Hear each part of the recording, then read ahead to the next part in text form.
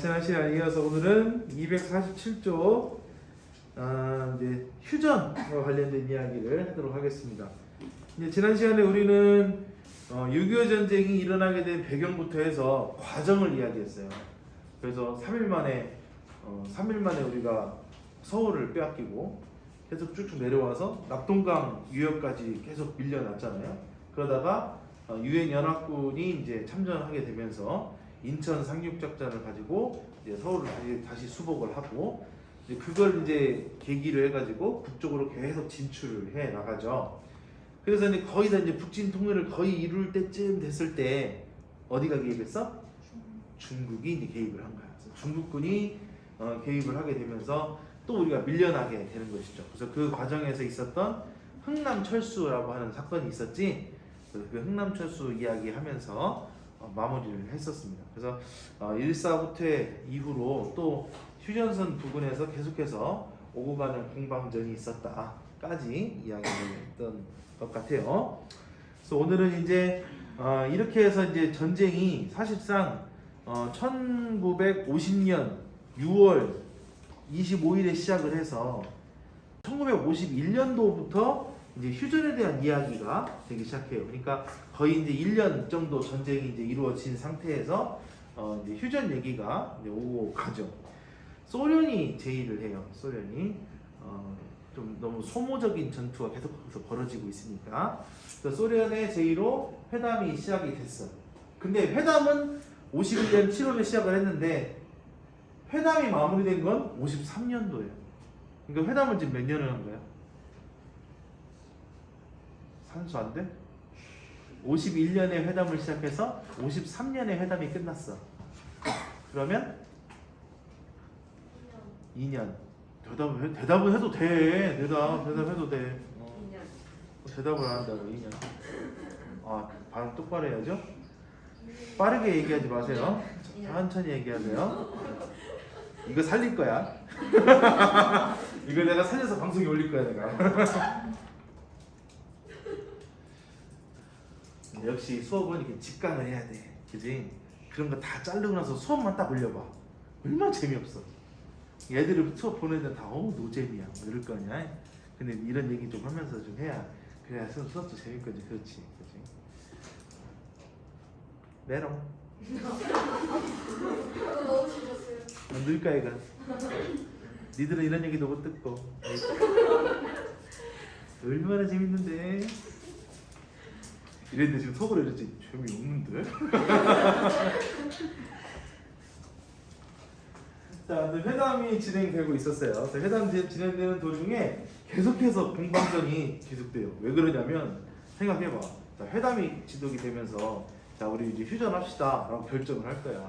그러면 어떻게 결정을 하냐면 그러면 지금 오늘까지 딱 마무리 지어서 지금 현재 우리가 차지한 땅까지 차지합시다 이러고 끝날 가능성이 있잖아. 그러니까 회담이 진행되는 도중에도 계속 전쟁이 벌어지는 거야. 조금이라도 더 얻으려고. 조금이라도 더 우리 영토를 넓히기 위해서 이 북도 그렇고 남도 그렇고 계속해서 그런 공방전이 이루어지고 있었다. 그래서 사실상 이때쯤이 가장 피해자가 많이 나와요. 사상자가. 이 죽은 사람들이 너무 많이 나와. 그 조그마한 땅을 얻기 위해서. 인명피해가 계속 일어나고 그 와중에 이제 이승만이 반공포로를 석방한다 이런 얘기 나오는데 이거는 이제 무슨 개념이냐면 이승만이 왜 갑자기 반공포로를 석방하냐면 이승만은 이 정전 협정을 반대했어요. 계속해서 북진을 계속해서 통일을 했으면 했어. 이승만이 원했던 것. 근데 이제 유엔군이나 미국 입장에서는 굳이 그럴 필요가 없잖아요.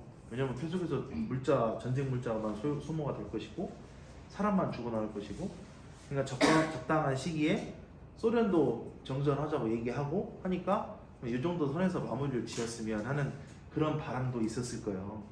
그런데 이승만은 계속해서 요구를 했거든. 근데 초반에 이승만이 국군에 대한 전시 작전권을 유엔군 사령관한테 넘겼단 말이에요.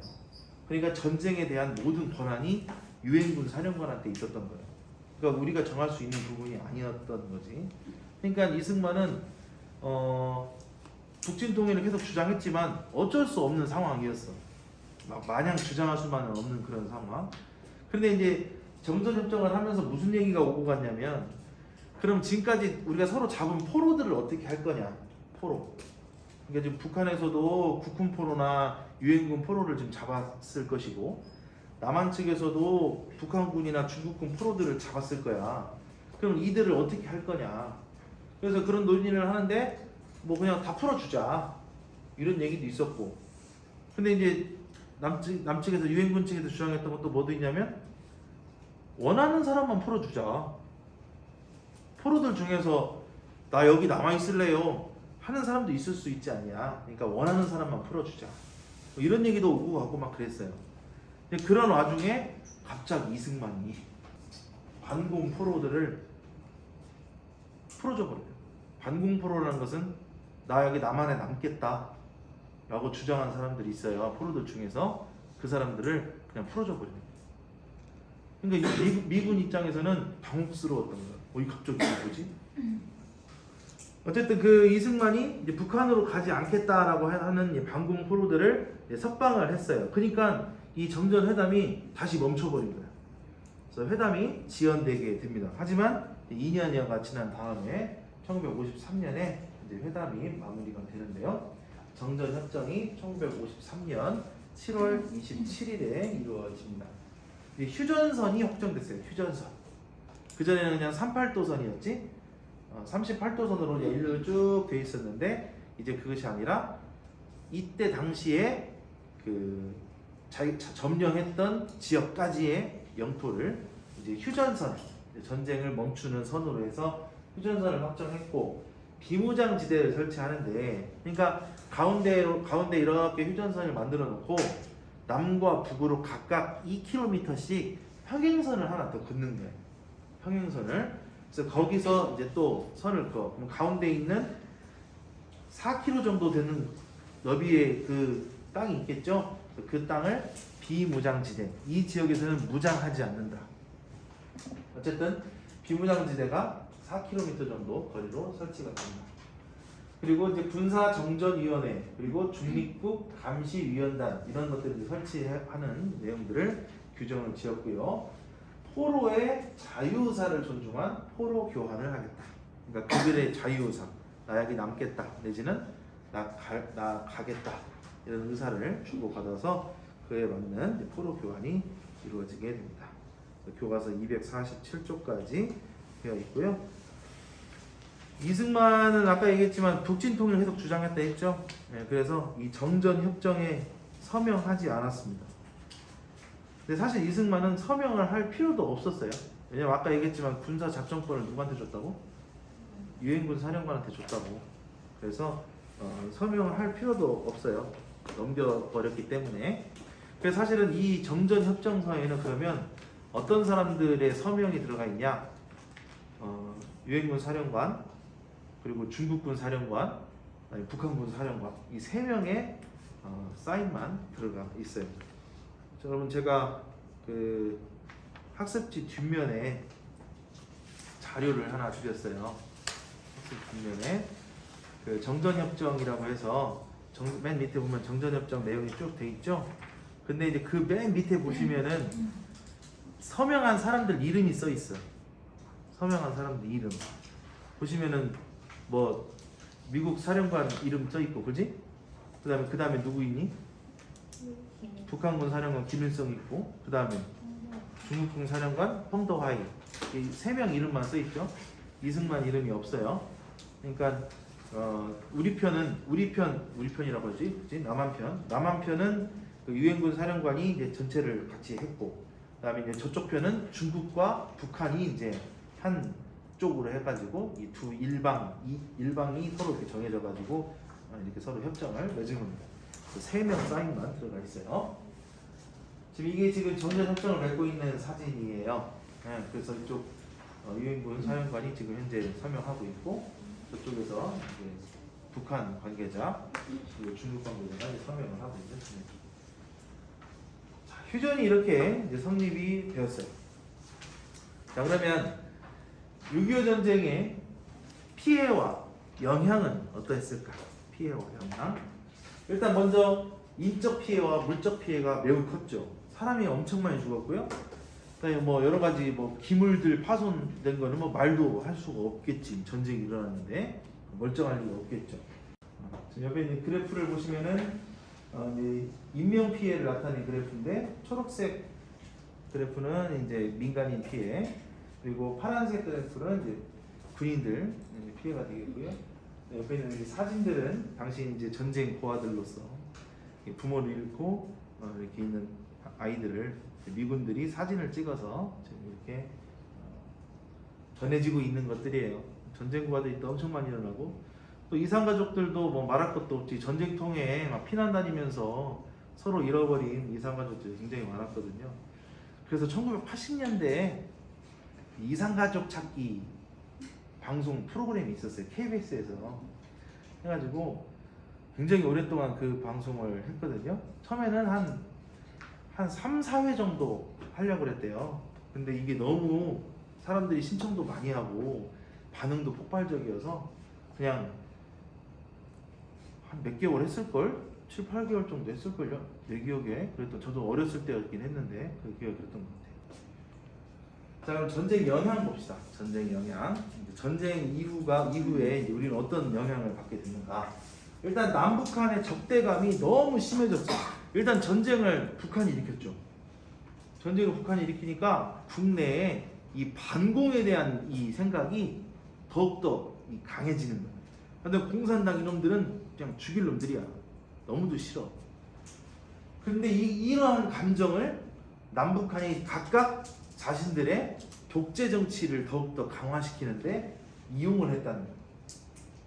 남한에서는 자 봐라, 저 공산주의자들이 저렇게 위에 있으니까 쟤들이 있는 한 우리가 맨날 위협에 시달릴 수밖에 없다. 내가 전쟁을 잘 마무리한 대통령으로서 이제 전쟁 이후에 저 반공 세력들을 물리치는데 최선을 다하겠다. 뭐 이런 식으로 이런 것들 정치에 자기들을 이용을 하게 되는 것이고, 북한도 마찬가지예요. 이 전쟁 이후로 이제 김일성이 독재 정치를 이제 확고하게 가는 거예요. 본인들이 이제 미국 제국주의에 맞서서 이렇게까지 싸움을 해가지고 뭐 승리하지도 패배하지도 않았지만 어쨌든 동등한 입장에서 이렇게 협정을 맺어가지고 마무리를 지었다는 그런 명분, 그런 걸 갖고 있으면서 김일성도 독재 체제를 확보하게 하게 되고요.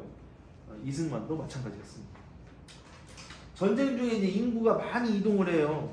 그러니까 전통적인 이런 문화가 해체되기 시작해요. 왜냐면 자기가 살던 지역에서 벗어나서 새로운 곳에 정착하고 살고, 또 원래는 옛날 같으면은 대가족들이 많이 모여 살잖아요. 대가족들이 많이 모여 살았는데 이산가족들이 생기기 시작하면서 대가족이 아니라 이제 소가족, 핵가족 이런 형태로 조금씩 변화되기 시작하는 거예요. 그리고 미국 문화가 이게 들어오게 돼요. 미군들이 있게 되면서 미군들이 갖고 있던 여러 가지 문화들, 이런 것들이 전파되기 시작합니다. 그래서 미국의 대중문화가 들어오면서 우리의 전통 문화들이 조금씩 해체되어 나가기 시작합니다. 한미 상호 방위 조약이 체결이 됩니다.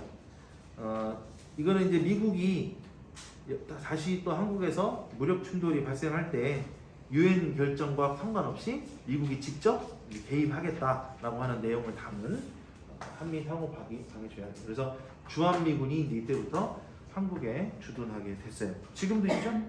지금도 미군이 지금 현재 우리나라에 들어와 있죠. 그러니까 이런 거를 뭐라 하냐면 인계철선이라고 해가지고 사람으로 만들어진 철선? 철선이라 하면 쇠로 만들어진 선을 얘기하잖아. 철조망이거든요. 근데 물질적인 이런 철조망 말고 미군이 여기 현재 주둔하고 있음으로써, 예를 들어서 또 북한이 또 쳐들어오게 되면 이제 미군이 최전방에 이렇게 있으면서 그들을 먼저 맞이한단 말이야. 그러면 이제는 그거를 북한이 남한을 공격한 것도 되지만 미군을 공격한 것이 돼서 그걸 명분 삼아서 이제 미군이 본격적으로 이 전쟁에 참여할 수 있는 그런 구실을 만들어주는 거거든. 그러니까 자꾸 북한에서는 주한미군 철수하라고, 왜 우리 민족에 대한 이야기를 왜 미군이 여기 껴가지고 미군이 껴서 자꾸 이렇게 해방 놓냐 이러면서 주한미군 철수하는 거를 자꾸 요구하고 그렇죠. 북한에서는. 자, 다음으로는 이제 북한에서 중국의 영향력이 확대돼요. 자, 북한 입장에서는 지금 중국이 도와줬잖아요. 북한이 하마터면 없어질 뻔했거든. 근데 그 중국군이 개입을 했기 때문에 이제 북한군이 살아날 수 있게 됐어. 그러니까 이제 중국이 북한의 정치에 적극적으로 개입할 수 있게 됐어요. 지금도 그렇잖아요. 지금도 북한에서 무슨 일이 생기면 자꾸 중국에서 이렇게 개입을 하려고 하고, 또 국경이 맞닿아 있다 보니까 지금 북한에서 남한으로 내려오기는 쉽지 않은 일이지만 북한에서 중국 가는 건 쉬운 일이거든요. 그러니까 북한에서 중국으로 이렇게 유입되는 사람들도 많고, 또 경제적으로 지금 밀접한 관계를 맺고 있기 때문에 지금 북한과 중국 간의 관계가 이 전쟁 이후에 매우 이제 돈독해졌다, 강화되었다 이렇게 볼 수 있겠습니다. 그다음에 이제 일본이 이 한국 전쟁 때 이제 경제 특수를 누려요. 막 생산을 물자를 생산해서 한국에다가 막 이렇게 갖다 팔 수 있게 됐으니까 경제 발전이 이루어졌고, 또 미국이 일본을 아시아 반공 거점 국가로 딱 정하면서 이제 일본이 이제 아시아의 거점 국가로서의 역할을 또 하게 돼요. 일본이 이때 엄청 성장이 되면서 한때 1990년대까지 경제 대국 2위까지 올라갈 정도로, 미국 다음으로 올라갈 정도로 크게 성장을 했었어요. 하지만 아직도 해결되지 못한 과제들이 있습니다. 어떤 것들이 있냐? 일단 지금 6.25 전쟁이라고 하는 것이 일단 동족 상잔의 아픔이 있죠. 우리 동족끼리 서로 싸움을 벌였던 그런 비극이에요.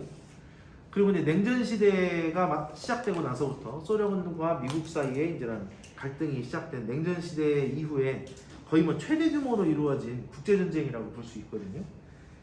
그래서 결국 이제 모두에게 이제 많은 상처를 입히게 됐고, 결국엔 전쟁이라고 하는 것이 모든 것을 해결할 수 있는 방법이 아니라는 것도 우리에게 과제로 주었습니다. 근데 아직 해결되지 않은 것은 이산가족의 아픔이 있다는 거예요. 아직 남과 북에 떨어져 있는 이산가족들이 있다는 거예요. 아니, 남한에서 이산가족이 있으면 아까 얘기했던 그 이산가족 찾기 방송을 통해서 다시 만나는 경우들도 있어요. 근데 북한에 있으면 어떻게 만날 거야? 그 문제가 가장 컸거든요. 그래서 이제 한때는 북한하고 남한하고 사이가 괜찮을 때는, 남북 관계가 괜찮을 때는 서로 간에 이제 교류를 하면서 이산가족 상봉 그런 프로그램도 진행을 하면서 금강산이나 개선이나 이런 데서 만날 수 있게 해주기도 하고 이제 그랬었는데, 또 그 남북 관계가 좋지 못할 때는 또 그럴 수가 없었잖아요. 그러니까 이산가족 문제는 아직도 해결되지 못한 문제인데다가 더군다나 이제 시간이 너무 많이 흐르니까 지금 벌써 몇 년 흘렀어? 70년 흘렀잖아요. 지금 70년이 흐르다 보니까 이제는 당사자들이 없는 거예요. 헤어진 가족들 당사자가. 그러니까 이제 그 자손들만 남아 있는 거지. 이런 거요. 우리 아버지가 저쪽 북쪽에 여동생이 있대. 근데 그 여동생이 살아있을 거란 보장은 또 없잖아. 우리 아버지는 이제 돌아가셨는데. 그럼 결국에는 얼굴도 한 번도 본 적도 없고 어떻게 생긴지도 모르는 사촌이 사는 거야. 사촌. 굳이 찾아야 되나? 이런 생각이 들 수도 있죠. 그러니까 이제 남이지, 완전히 남처럼 되어버린 이산가족이 이제 되는 거예요. 시대가 많이 흘렀기 때문에. 그런 문제도 있고요. 또 전쟁 중에 민간인들이 겪었던 학살 이런 것들도 엄청 컸다는 거예요. 지금 여기 밑에 보면 국민보도연맹 사건이라고 지금 제가 예를 하나 드려줬는데, 이것도 249쪽에 있습니다. 249쪽에 민간인 학살과 관련된 이야기인데요. 이 국민보도연맹은 1949년에 그 이제 좌익에 있는 이 사람들을 이제 지도하고 계몽하기 위해서 만드는 단체예요. 근데 이제 이때 6.25 전쟁이 일어나서부터 이 많은 사람들이 이제 북한군에 협조했던 사람들도 있거든요. 예를 들면 이제 자기들은 이 지역에 머물러 살고 있는데 북한군이 와가지고 여기를 점령을 했단 말이에요. 그러면 나도 살려면 북한군한테 이렇게 협조하는 경우들도 있었단 말이죠. 그러다가 이제 다시 북한군이 가고 다시 국군이 여기 지역을 왔어. 이제 왔을 때 니들 왜 그 북한군을 왜 도왔니? 우리도 살려면 어쩔 수 없었어요. 이런 사람들을 다시 또 계도하고 다시 이제 지도하기 위해서 만든 단체예요. 보도연맹이라고 하는 것이. 근데 이제 이승만 정부 때 이 보도연맹에 가입되어 있던 이 사람들은 언제든 다시 공산화될 수 있는 여지가 있다 해가지고 다 뭐라고 해야 돼? 처리했다고 해야 돼? 다 죽였어요. 네, 그런 사건이에요. 보도연맹 사건. 많은 사람이 죽었어요. 몇만 명. 이 보도연맹원이 많이 살해됐던 사건입니다. 249쪽에 쭉 나와 있습니다. 그리고 또 국군 포로들 중에서 오고 싶었지만 보내지 않은 국군 포로들도 있어요. 원래 우리 포로를 교환하기로 했잖아. 교환하기로 했는데 북한에서 안 보내는 애들도 있었단 말이에요. 근데 그걸 우리가 일일이 파악할 수가 없습니다. 그래서 미귀환 국군 포로 문제도 오늘날까지 계속해서 이루어지고 있는 부분입니다. 자, 이렇게 해서 전쟁의 피해와 영향까지 이야기를 했어요. 결국 이 6.25 전쟁에서 우리가 얻을 수 있는 교훈은 뭘까요? 6.25 전쟁에서 얻을 수 있는 교훈. 우리가 이제 학습 목표를 초반에 여러분에게 얘기를 했는데, 전쟁에 대해서 우리가 좀 생각할 필요가 있죠. 전쟁. 지금도 지금 러시아와 우크라이나가 지금 전쟁을 하고 있고, 그것이 계속 이제 뉴스로 이제 보도가 되고 있고, 그 전쟁 속에서 피해를 보는 사람들은 물론 군인들도 피해를 보지만 민간인들의 피해가 가장 크다는 거예요. 지금 우리가 지금 전쟁의 피해와 영향을 이야기하고 있지만 지금 뭐 군인들의 피해는 뭐 말할 것도 없고 가장 많이 이야기하고 있는 것이 민간인들의 피해였어요. 그리고 해결되지 않은 부분도 민간인들의 그런 피해 부분이 역시 해결되지 못했거든요. 결국 전쟁을 하게 되면 누가 손해를 보냐? 우리가 손해를 본다. 그래서 전쟁은 최후의 순간까지도 고려해봐야 되는 거예요. 전쟁을 해야 되나 말아야 되나. 최후의 순간까지도. 전쟁을 했을 때 우리가 겪는 피해가 너무도 크기 때문에 전쟁을 하지 않고도 해결할 수 있는 부분이 있다면 충분히 해결할 수 있도록 해야겠죠. 이것이 비록 이제 70년이라는 오랜 시간이 흘렀어요. 물론 선생님도 그렇고 여러분 부모님도 그럴 거야. 전쟁을 겪지 않은 세대, 여러분 할머니 할아버지들도 전쟁을 겪으셨다면 아주 어렸을 때였을 거예요. 물론 그 피해는 피부로 느끼셨겠지만, 그래서 이 현재 지금 오늘날 살고 있는 많은 사람들이 이 전쟁의 피해와 참상을 직접 겪지 않았던 평화로운 시대에 살았던 세대들이기 때문에 이게 이제 얼마나 전쟁이라는 것이 얼마나 끔찍하고 얼마나 이제 심각한 문제인지에 대해서는 잘 생각하지 않은 경향들이 있거든요. 근데 그렇다고 해서 우리가 직접 겪어봐야 모든 것을 알 수 있는 건 아니잖아요. 이런 간접적인 경험, 또 여러 가지 이런 매체들을 보면서 전쟁이 얼마나 우리의 큰 피해도 피해지만 얼마나 많은 부정적인 영향을 주고 있는지에 대해서 우리가 한 번 더 생각할 수 있는 그런 시간이 됐기를 바랍니다. 이 부분은 오늘 여기까지 하고요.